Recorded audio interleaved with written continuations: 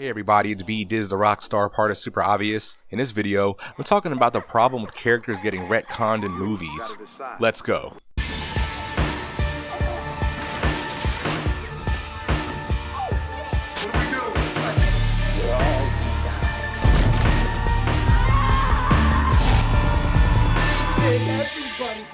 Retroactive continuity, or retcon for short. This is when facts that have already been previously established are changed, ignored, or contradicted, so story-wise what is currently going on can conveniently fit into the current context of the plot. As far as screen characters appearing in future installments after they are presumed dead, some have been brought back. We have Randy make a cameo through a previous recording that he made before he died in Scream 2, which we saw in Scream 3. This made sense with the story. We see Billy as a hallucination through Sam's perspective. She is the daughter of Billy, who few would debate is the biggest Ghostface killer ever. With all the story details of Sam and her mental status, Billy appearing in spirit, so to speak, makes sense. With Randy and Billy's appearance, this doesn't break the continuity of the story because the writing and execution makes sense.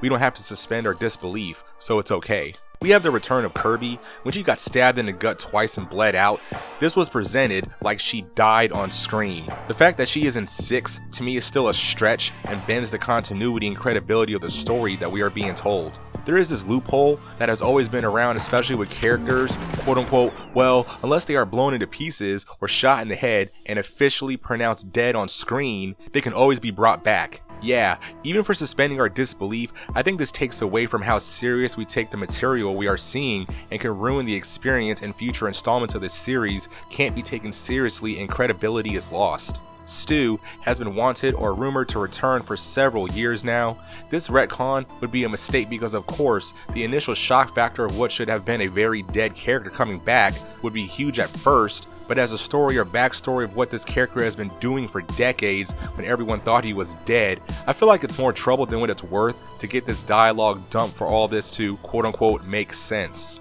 There's also talk of Jill coming back. Even though she was one of my favorites because of how evil she was, her getting shocked in the head and still alive and then shot in the chest, laying next to Sid, eyes open bleeding out, she is dead. I don't see a plot point that makes it worth to retcon this, and more than likely destroy the credibility of your franchise, especially if Sid's not in it. There are super serious and passionate Scream fans that no matter how you try to go back on your own story and make it currently make sense, fans will reject all this. It's like if they brought back Dewey in 6 or 7.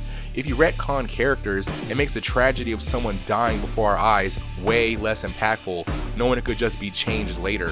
Character deaths in Scream is one of the main things that happen besides the reveal of Ghostface. If this happens, the writers going back on the plot points they already made will force the fans to not emotionally be invested and not have any emotional attachment as a viewer. That's if fans still trust to watch your current or future product. I think making your fans and viewers feel like they are being treated like idiots isn't worth trying to justify a character basically being brought back from the dead for a short-term shock reaction. But yeah, that's the video. How do you feel about trying to bring back characters that are established as dead just to be brought back? Will you suspend your disbelief that much further, or will that ruin the credibility of the story and make you no longer emotionally invested in a franchise that's been out since '96? Like and share the video, subscribe to support the channel, and I'll see you guys in the next one. Totally for sure.